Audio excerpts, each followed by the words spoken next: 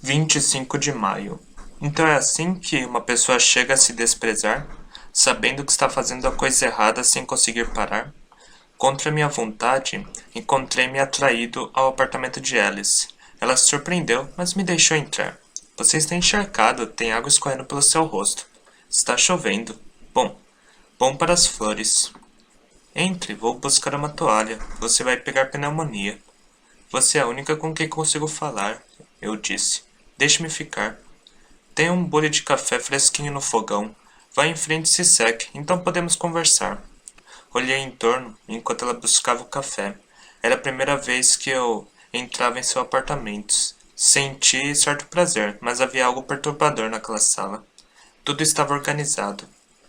As estatuetas de porcelana estavam alinhadas, retas, na borda da janela, todas encarando o mesmo lado, e as almofadas no sofá não haviam sido atiradas de qualquer jeito, mas estavam todas regularmente espaçadas sobre a capa plástica que protegia o estofamento. Duas das mesas de apoio tinham revistas, organizadamente empilhadas para que os títulos ficassem visíveis. Em uma mesa, The Reporter, The Saturday Review, The New Yorker e na outra, Mademoiselle, How's Beautiful e Reader's Digest. Na parede mais distante, do outro lado do sofá, havia uma reprodução emoldurada de mãe e filho de Picasso e, diretamente do outro lado, sobre o sofá, uma pintura de um ousado cortesão renascentista mascarado, espada em mãos, protegendo uma donzela de bochechas coradas. Levando tudo em consideração, estava errado. Como se Alice não conseguisse se decidir sobre quem era e em que mundo queria viver. Você não tem visitado o laboratório há alguns dias, ela disse, da cozinha. O professor Nemor está preocupado com você. Eu não consegui encará-los, confessei. Sei que não há motivo para me envergonhar, mas é um sentimento vazio. Não ir ao trabalho todos os dias, não ver a loja, os fornos, as pessoas. É demais. Ontem à noite e na noite anterior tive pesadelos que me afogavam. Ela pôs a bandeja no meio da mesa de centro, os guardanapos dobrados em triângulos e os biscoitos posicionados em um formato circular. Você não deve levar tão a sério, Charlie. Não tem nada a ver com você. Não me ajuda a pensar assim. Essas pessoas, por todos esses anos, foram minha família. Foi como ser expulso de minha própria casa. É só isso, ela disse. Isso se tornou uma repetição simbólica de experiências que você teve quando criança. Ser rejeitado por seus pais. Ser mandado para longe. Oh, Cristo, pouco importa dar um rótulo bonito e preciso. Importa que antes de me envolver com o experimento, eu tinha amigos, pessoas que se importavam comigo. Agora eu tenho medo. Você ainda tem amigos. Não é a mesma coisa. Medo é uma reação natural. É mais que isso. Já senti medo antes. Medo de ser amarrado por não ceder à norma. Medo de passar pela rua Howells, onde aquela turminha costumava rir de mim e me empurrar. Eu sentia medo da professora da escola, professor Libby, que amarrava minhas mãos para eu não me distrair com coisas na mesa. Mas esses eram medos reais, algo que eu tinha motivo em temer. O terror de ser mandado para fora da padaria é um medo vago que não entendo. Fique calmo. Você não sente o pânico. Mas, Charlie, é esperado. Você é um nadador iniciante, forçado para fora de uma jangada afundando e sente medo de perder a madeira sólida sob os pés. O Sr. Donner era bom para você, e você recebeu abrigo durante todos esses anos. Sair da padaria dessa forma é um choque muito maior do que o esperado. Saber disso intelectualmente não ajuda. Não posso mais ficar sozinho no meu quarto. Eu caminho pelas ruas durante todas as horas do dia e da noite, sem saber o que procuro. Caminho até me perder, descobrindo que estou do lado de fora da padaria. Noite passada fiz todo o percurso da Washington Square até a Central Park e dormi no parque. O que diabos estou buscando? Quanto mais eu falava, mais ela se chateava. O que posso fazer para ajudar, Charlie? Eu não sei. Sou como um animal que foi trancado do lado de fora de sua jaula, ou insegura. Ela se sentou ao meu lado no sofá. Estão exigindo muito de você. Está confuso. Você quer ser um adulto, mas ainda há um garotinho aí dentro, sozinho e assustado. Ela pôs minha cabeça em seu ombro, tentando me confortar, enquanto acariciava meu cabelo. Eu sabia que ela precisava de mim, do jeito que eu precisava dela. Charlie, ela sussurrou, depois de um tempo. Independente do que você queira, não tenha medo de mim. Quis dizer a ela que estava esperando pelo pânico. Uma vez, durante uma entrega que fazia para a padaria, Charlie quase desmaiou quando uma mulher de meia idade, recém-saída do banho, se divertiu ao abrir o roupão de banho, expondo-se. Ele já tinha visto uma mulher sem roupas? Ele sabia como fazer amor? Seu terror, seus choramingos.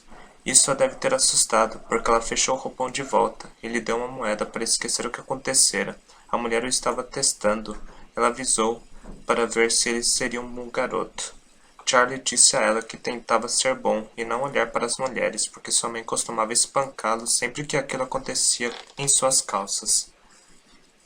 Agora ele tinha uma imagem clara da mãe, gritando para ele, um cinto de couro em mãos, e o pai tentando segurá-la. Já chega, Rose, você vai matar o garoto, deixa-o em paz. Sua mãe se esticando para frente, a fim de atacá-lo. Ele por pouco fora da área de alcance, as chibatadas do cinto, errando seus ombros enquanto ele se encolhia e retorcia para longe dela, no chão. Olhe para ele, Rose, Rose grita. Ele não consegue aprender a ler e escrever, mas sabe o suficiente para olhar uma garota desse jeito. Vou espancar essa sujeira para fora da cabeça dele. Ele não pode evitar uma ereção, é normal. Ele não fez nada. Ele não deve pensar em garotos dessa forma. Uma amiga da irmã vem visitá-lo em casa e ele começa a pensar desse jeito. Vou ensinar para ele nunca esquecer. Você está ouvindo? Se você encostar numa garota, vou te colocar numa jaula como um bicho pelo resto da sua vida. Você está me ouvindo? Eu ainda ouço, mas talvez eu tenha sido libertado. Talvez o medo e a náusea não fossem mais um oceano para me afogar, mas apenas uma piscina de água refletindo o passado, ao lado do presente. Eu estaria livre se eu conseguisse chegar até a Alice dentro do tempo, sem pensar muito a respeito antes de ser esmagado. Talvez o pânico não ocorresse, se eu apenas conseguisse limpar minha mente, conseguir deixar escapar. Você continue, segure-me. E antes que eu soubesse o que ela estava fazendo, ela me beijava, me abraçando mais perto do que qualquer pessoa já havia feito. No entanto, naquele momento em que eu deveria ter me aproximado o máximo possível, começou o zumbido, os arrepios e a náusea. Eu me virei de costas para ela. Alice tentou me acalmar, dizendo que não importava, que não havia motivo para me culpar, mas envergonhado e incapaz de conter minha angústia, comecei a soluçar. Além de seus braços, chorei até pegar no sono, e sonhei com o cortesão e a donzela de bochechas coradas. Em meu sonho, porém, era a donzela quem tinha espada. Relatório 12.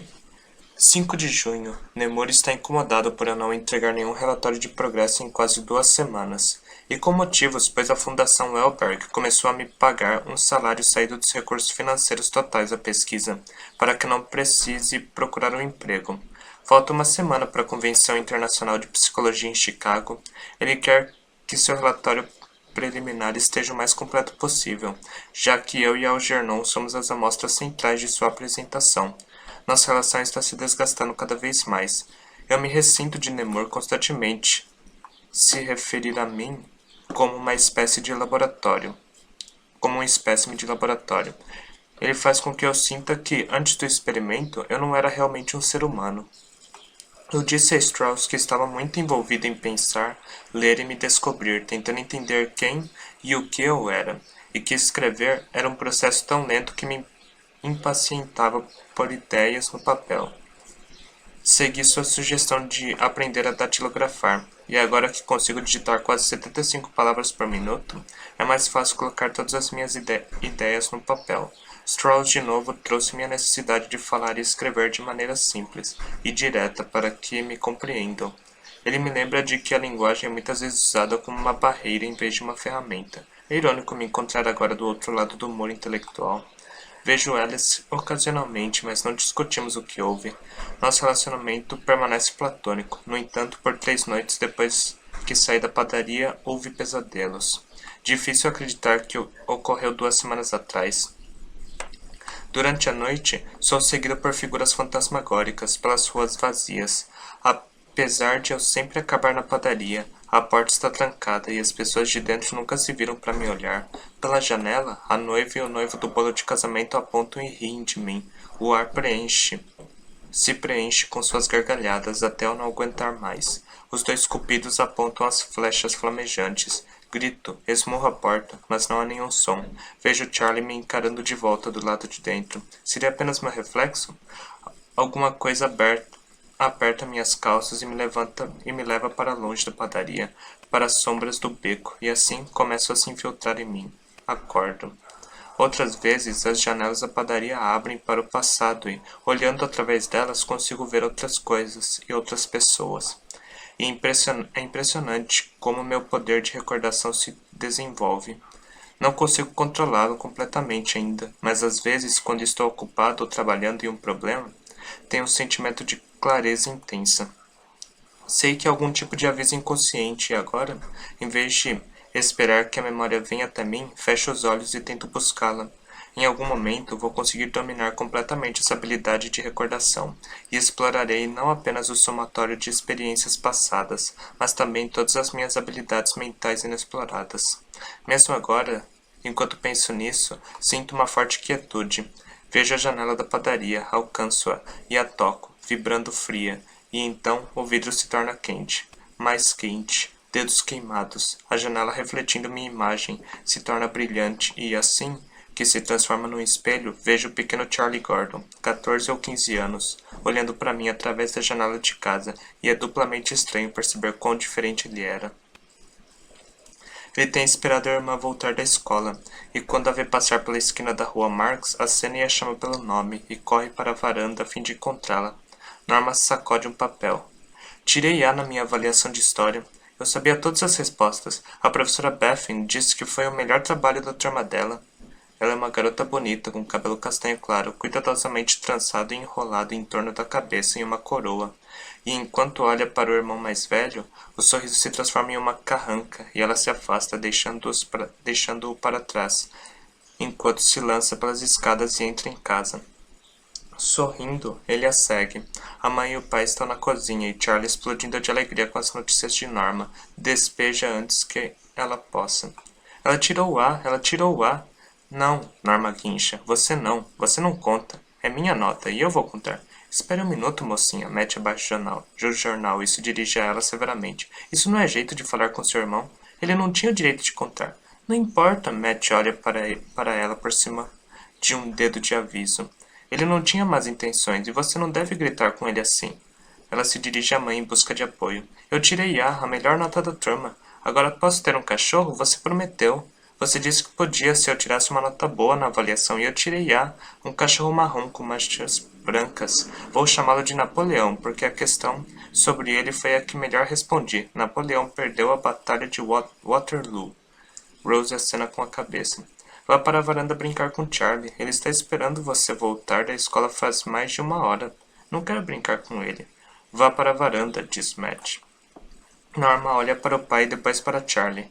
Eu não preciso fazer isso. Mamãe disse que não tenho que brincar com ele se não quiser. Escute aqui, mocinha. Matt se ergue da cadeira e se aproxima dela. Peça desculpas para seu irmão. Eu não preciso fazer isso. Ela solta um pio, apressando-se para trás da cadeira da mãe. Ele parece um bebê. Ele não sabe jogar Monopólio, nem damas, nem nada. Ele se confunde todo. Não vou mais brincar com ele. Então vá para o seu quarto. Posso ter um cachorro, mamãe? Matt bate na mesa com o punho fechado.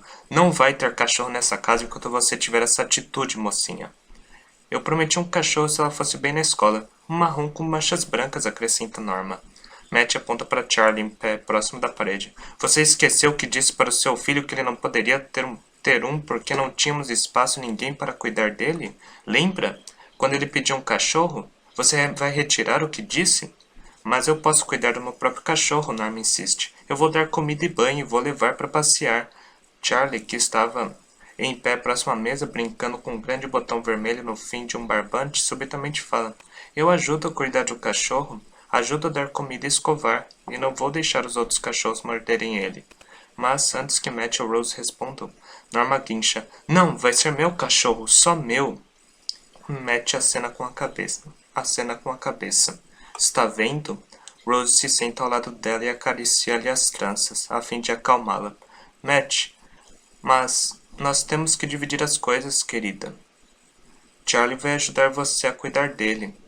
Não, Vai ser só meu. Fui eu que tirei A em história, não ele. Ele nunca tira notas boas como as minhas. Por que ele deveria ajudar com o cachorro? Daí o cachorro vai gostar mais dele do que de mim e vai ser o cachorro dele em vez do meu. Não, se eu não posso ter só pra mim, eu não quero. Então está decidido, Matt diz, pegando o jornal e se ajeitando de volta na cadeira. Sem cachorro. De súbito. Norma pula para fora do sofá e agarra o teste de história que tinha trazido para casa. Tão animadamente poucos minutos antes, ela o rasga e joga os pedacinhos na cara assustada de Charlie. Odeio você! Odeio você! Norma, pare com isso agora, Rose agarra, mas ela se afasta. E eu odeio escola, odeio, vou parar de estudar e vou ser burra como ele, vou esquecer tudo o que aprendi, e aí vou ser igualzinha a ele. Ela corre para fora da sala, guinchando. Já está acontecendo, estou esquecendo tudo, estou esquecendo, eu não me lembro de nada do que aprendi. Rose, apavorada, corre atrás dela. Matt se senta ali, encarando o jornal no colo. Charlie, assustada pela histeria e pelos gritos, se encolhe em uma cadeira soluçando, lentamente. O que ele havia feito de errado? E sentindo a umidade nas calças e as gotas correndo nas pernas, ele se senta esperando pela tapa que sabe que virá quando a mãe voltar. A cena se esvai, mas desde aquele momento Norma passou todo o tempo livre com amigas ou brincando sozinha no quarto. Ela mantinha a porta do quarto fechada, e eu era proibido de entrar sem permissão. Eu me lembro de entreouvir minha irmã e uma de suas amigas brincando no quarto de Norma e gritando: Ele não é meu irmão de verdade. Ele é só um garoto que adotamos porque tínhamos pena. Minha mãe que me contou e disse que agora podemos contar para todo mundo que ele não é meu irmão de verdade. Queria que esse momento fosse uma foto para que eu pudesse rasgá-lo e jogá-lo de volta no rosto dela. Quero voltar todos esses anos e lhe dizer que nunca quis evitar que ela tivesse o cachorro. Norma poderia ter um só para ela. E eu não o teria alimentado, escovado ou brincado com ele. E eu não o teria feito gostar mais de mim do que dela. Eu só queria que ela jogasse jogos comigo, como de costume. Nunca quis fazer algo que a magoasse. 6 de junho. Tive o meu primeiro desentendimento real com Alice hoje. Minha culpa. Queria vê-la, frequentemente, depois de uma memória perturbadora ou sonho. Falar com ela. Ou só estar com ela. Fazia-eu me sentir melhor. Mas foi um erro ir até o centro buscá-la. Eu não havia estado no centro para adultos retardados desde a cirurgia, e a ideia de ver o lugar me empolgava. Era a 23ª Avenida, leste da 5ª Avenida, em uma antiga escola que era utilizada pela clínica da Universidade de Beckman pelos últimos 5 anos como um centro para educação experimental. Aulas especiais para as pessoas com deficiência. A placa do lado de fora, emoldurada pelos portões antigos, é apenas uma placa de vidro reluzente com os dizeres Extensão Beckman CAR. A aula dela acabava às 8, mas eu queria ver a sala onde, não fazia muito tempo, eu tivera dificuldade com leitura e escrita simples, e aprendi a contar o troco de $1. Entrei no prédio, empurrei a porta e, ficando fora de vista, olhei para ela pela janela. Ela estava em sua escrivaninha e, em uma cadeira ao seu lado, havia uma mulher de rosto magro que não reconheci. Ela exibia uma expressão de perplexidade e eu me perguntei o que ela tentava explicar. Próximo ao quadro negro, vi Mike Dorn em sua cadeira de rodas, e lá, em seu costumeiro lugar na primeira fila, estava Lester Brown, que Alice disse era o mais inteligente do grupo. Lester aprendera com facilidade coisas que eu tivera dificuldade, mas ele vinha quando eu tinha vontade e eu ficava longe para ganhar dinheiro lustrando o chão. Acho que se ele se importasse um minuto, se fosse importante para ele como era para mim, eles o teriam usado para esse experimento. Havia novos rostos, também pessoas que eu não conhecia. Finalmente consegui coragem para entrar. É Charlie, disse Mike, virando a cadeira de rodas. Acenei para ele. Bernice, a loira bonita com olhos vazios, olhou para cima e sorriu, abobadamente. Onde você esteve, Charlie? Esse é um belo terno. Os outros se lembraram de mim e acenaram, e acenei de volta. Subitamente, conseguia ver pela expressão de Alice que ela se sentia incomodada. São quase 8 horas, ela anunciou. Hora de guardar as coisas. Cada pessoa tinha uma tarefa determinada, guardar os giz, borrachas, papéis, livros, lápis, papel para anotações, tintas e materiais para demonstração. Cada um sabia seu trabalho e se orgulhava de fazê-lo bem.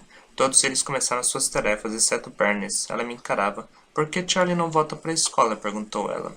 Qual o problema, Charlie? Você vai voltar? Os outros se viraram e me olharam. Olhei para Alice, esperando que ela respondesse por mim, e houve um longo silêncio. O que eu poderia dizer para eles que não os magoasse? Essa é só uma visita, eu disse. Uma das meninas começou a dar risadinhas.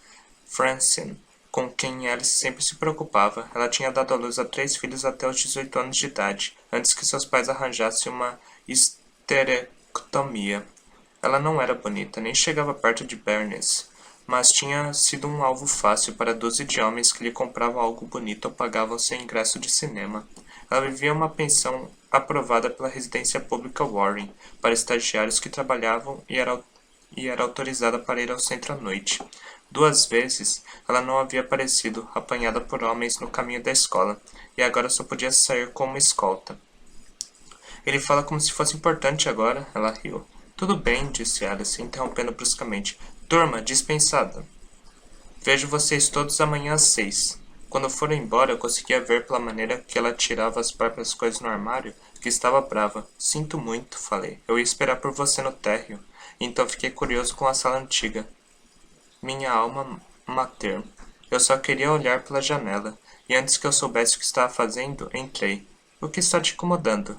Nada, nada está me incomodando. Por favor, sua raiva está fora de proporção com o que houve. Tem alguma coisa na sua mente. Ela fechou com força um livro que segurava. Tudo bem, você quer saber? Você está diferente, você mudou. E não estou falando do seu QI. É sua atitude em relação a outras pessoas. Você não é o mesmo ser humano. Ora, por favor, não. Não me interrompa. A raiva real na sua voz me empurrou para longe. Falo sério, havia algo em você antes. Não sei, um calor, uma abertura, uma gentileza que fazia todo mundo gostar de você e de ter você por perto. Agora, com toda a sua inteligência e conhecimento, tem diferenças que não me permiti escutar. O que você esperava? Imaginou que eu seria para sempre o cachorrinho dócil, abanando a cauda e lambendo os pés que me chutam? Claro, tudo isso me mudou e mudou a maneira como penso sobre mim. Eu não preciso mais aguentar as bobagens que as pessoas disseram a vida inteira. As pessoas não foram más com você. O que você sabe sobre isso? Escute, as melhores delas foram presunçosas e condescendentes, usando-me para parecer superiores e seguras em suas próprias limitações. Qualquer um pode se sentir inteligente ao lado de um imbecil. Depois que disse isso, eu sabia que ela ia interpretar do jeito errado. Você me coloca nessa categoria também, suponho. Não seja ridícula. Você sabe perfeitamente bem que, claro, de certa maneira, acho que você está certo. Ao seu lado, sou bastante obtusa. Agora, cada vez que nos vemos, depois que deixo você, vou para casa com o sentimento miserável de que sou lenta e estúpida sobre tudo. Repenso as coisas que disse e arranjo respostas brilhantes e espirituosas que deveria ter dito e tenho vontade de me chutar porque não as mencionei quando estávamos juntos. Essa é uma experiência comum. Eu me encontro querendo impressionar você de uma maneira que nunca pensei em fazer antes, mas estar com você me debilitou minha autoconfiança. Eu questiono meus motivos agora, de tudo o que eu faço. Tentei fazê-la mudar de assunto, mas ela não desistiu. Olhe, eu não vim aqui discutir com você, eu disse finalmente. Você me deixa acompanhá-la até em casa? Preciso de alguém com quem falar. Eu também, mas ultimamente não consigo falar com você. Tudo o que consigo fazer é ouvir e acenar com a cabeça e fingir que entendo todas as variáveis culturais e álgebra booleana e lógica pós-simbólica, e me sinto mais e mais estúpida aí. Quando você sai do apartamento, tenho que me olhar no espelho e gritar para mim. Não, você não está ficando mais idiota a cada dia que passa. Você não está perdendo a inteligência. Você não está ficando senil e obtusa. É Charlie indo tão além com tanta rapidez que faz parecer que você está ficando para trás. Eu digo isso para mim mesma, Charlie, mas sempre que nos encontramos e você me diz algo e olha para mim daquele jeito impaciente, sei que está rindo, e quando você explica algo para mim do qual não consigo me lembrar, você pensa que é porque não estou interessada e não quero me incomodar, mas você não sabe como me torturo depois que você parte. Você não sabe com quais livros briguei, as palestras que assisti em Beckman, e ainda assim, sempre que falo sobre algo, vejo como você está impaciente, como se fosse tudo infantil. Eu queria que você fosse inteligente, eu queria ajudar você a compartilhar com você, e agora você me fechou ao lado de fora de sua vida. Enquanto escutava o que ela dizia, a enormidade daquilo me ocorreu. Eu estava tão absorvido em mim mesmo e no que acontecia comigo, que nunca pensara sobre o que acontecia com ela. Ela chorava silenciosamente, enquanto saíamos da escola e me vi sem palavras. Durante toda a viagem de ônibus, pensei comigo mesmo, quão invertida a situação se tornara. Ela estava apavorada comigo. O gelo quebrara entre nós, e o vão se ampliara enquanto as correntes da minha mente me levavam rapidamente para o mar aberto. Ela estava certa em recusar a se torturar por estar comigo. Nós não tínhamos mais nada em comum. Conversas simples se tornavam desgastantes e tudo o que havia entre nós agora era um silêncio acabrunhado e ânsias insatisfeitas em um quarto escuro. Você está muito sério, ela disse, subitamente, mudando de humor e olhando para mim. Sobre nós. Isso não devia deixar você tão sério. Não quero chateá-lo. Você está passando por um excelente processo. Ela tentava sorrir, mas chateou. No entanto, não sei o que fazer a respeito. No caminho do ônibus, até o apartamento dela, Alice disse, não vou à convenção com você. Liguei para o professor Nemor, esta manhã, e avisei.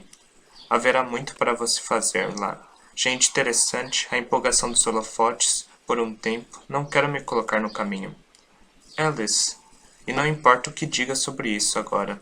Sei que é como vou me sentir, então, se você não se importar, vou cuidar do meu ego estilhaçado. Obrigada.